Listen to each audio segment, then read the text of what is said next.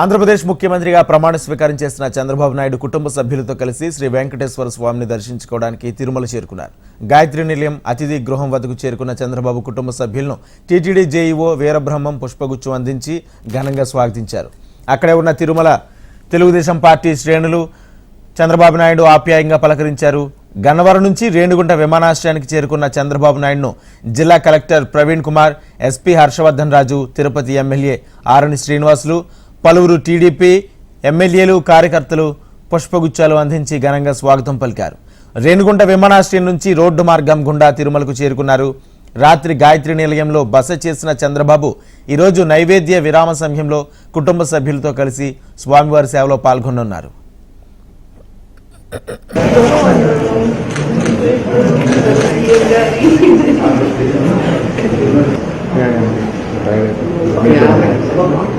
Oh,